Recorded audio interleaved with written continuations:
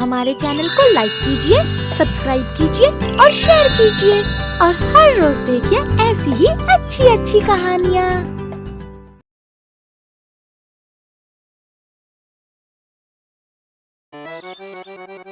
मिर्जापुर गांव में माया देवी अपने 2 छोटे बच्चों के साथ रहती थी। बारिश के मौसम में एक दिन रात को बाढ़ आ जाती है और पूरा गांव पानी में डूब गया। गांव के लोग वहां से जान बचाकर भागे। माया देवी भी अपने छोटे बच्चों के साथ पड़ोस के सिकंदराबाद में पहुंची। माया को देखकर सिकंदराबाद का सरपंच आया और बोला, ए बुढ़िया, हमारे गांव में क्यों आई है? सरपंच जी, आप तो जानते ही हैं कि हमारे गांव मिर्जापुर में बाढ़ ने अपना कहर दिखाना शुरू कर दिया है। इसलिए मुझे और मेरे 2 बच्चों को अपने गांव के बाहर ही रहने दो। तो जानती नहीं कि तेरे पति से मेरी दुश्मनी थी, तो मैं दुश्मनों को कैसे रख सकता हूँ? और वैसे भी तुम इतने गरीब हो, मैं विश्वास नहीं कर सकता कि तुम चोरी नहीं करोगे। सरपंच जी, हम समय काटने आए हैं, हम चोरी क्यों करेंगे? ए बुढ़िया, ज्यादा सयानी मत बन और अपने बच्चों को लेकर यहाँ से निकल जा। माया सरपंच के आगे खूब रोई, गिड़गिड़ाई, लेकिन सरपंच तेज तेज हंसता रहा और माया को गांव से बाहर निकाल दिया। माँ, अब हम क्या करेंगे? गांव में पानी है और दूसरे लोग गांव में घुसने नहीं दे रहे। अब हम कहाँ जाएं? जंगल के अलावा भी तो कोई रास्ता नहीं है। माँ, हम इस सड़क पर भी तो रह सकते हैं। नहीं बेटा, यहाँ भी पानी आ जाता है और अगर पानी नहीं भी आया तो सरपंच नहीं रहने देगा। हमें इसकी नजरों से दूर जंगल में ही जाना होगा। ईश्वर ने जो भी लिखा है नसीब में, वो तो होना ही है। माया अपने बच्चों को लेकर जंगल में चली जाती है। जंगल में बहुत सारे बांस के पेड़ हैं। वहाँ 2 आम के और बाकी फलों के पेड़ भी हैं। माँ, यहाँ तो गर्मी बिल्कुल नहीं है और बहुत सारे फल भी हैं।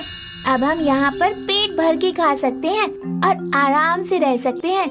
हाँ माँ, अच्छा हुआ वहाँ बाढ़ आ गई, क्योंकि ना तो वहाँ फल मिलते थे और ना इतनी ठंडी अच्छी हवा। बच्चों, बाढ़ बहुत अच्छे के लिए आई। हमें ऐसा नहीं सोचना चाहिए, क्योंकि बाढ़ के कारण जान और माल दोनों का नुकसान होता है। और हम जंगल में रह सकते हैं, लेकिन हमें यहाँ एक झोपड़ी बनानी होगी, नहीं तो जंगली जानवर हमें ही खा जाएंगे। लेकिन माँ, हम झोपड़ी कैसे बनाएंगे? हम लकड़ियों की मदद से झोपड़ी बनाएंगे। हाँ माँ, मैं पेड़ पर चढ़कर लकड़ी काट लाऊंगा। नहीं मेरे बच्चे, पेड़ों में भी जीवन होता है, हमें इन्हें नहीं काटना चाहिए। हम इनकी वजह से ही सांस लेते हैं और खाते पीते हैं। फिर हमारी झोपड़ी कैसे बनेगी माँ?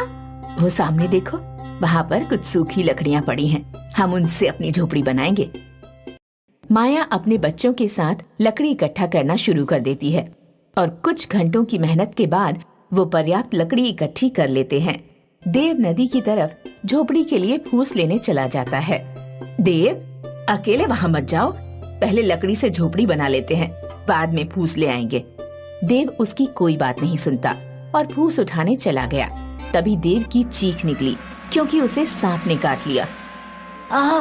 माँ, क्या हुआ देव? माँ, मुझे सांप ने काट लिया। यह बात सुनकर माया और मोनी दोनों रोते हुए देव की तरफ दौड़े। देव भी बेहोश हो चुका था। देव, देव, देव, बेटा, बेटा, हे भगवान, मैंने क्या बिगाड़ा है तुम्हारा? तुमने पहले पति छीन लिया, फिर घर और अब बेटा भी। भगवान, मेरा बेटा मुझे लौटा दो। तभी उन्हें एक आवाज आती है। माया, मैं जादुई बांस का घर हूँ। मैंने तुम्हारी बातें सुनी थी कि तुम अपने बच्चों को पेड़ों के बारे में समझा रही थी। ये देखकर मुझे बहुत अच्छा लगा। मैं तुम्हारे बेटे को अब वापस जिंदा कर रहा हूँ और तुम्हें रहने के लिए एक जादुई घर दे रहा हूँ, जिसमें तुम्हारा परिवार बिना किसी डर के रह पाएगा और तुम अन्य लोगों का भी भला कर पाओगी। मैं कोई सपना देख रही हूँ? अभी तुम्हारा बेटा ठीक हो जाएगा और एक आलीशान घर भी आ जाएगा, जिसमें खाने का पूरा ध्यान रखा जाएगा। बस तुम अपनी आंखें बंद कर लो। माया और मोनी अपनी आंखें बंद करते हैं और जादुई बांस का घर बनकर तैयार हो गया, जो दिखने में बहुत ही सुंदर है। तभी देव भी जिंदा हो गया और उसने अपनी माँ को आवाज लगाई। माँ, माँ।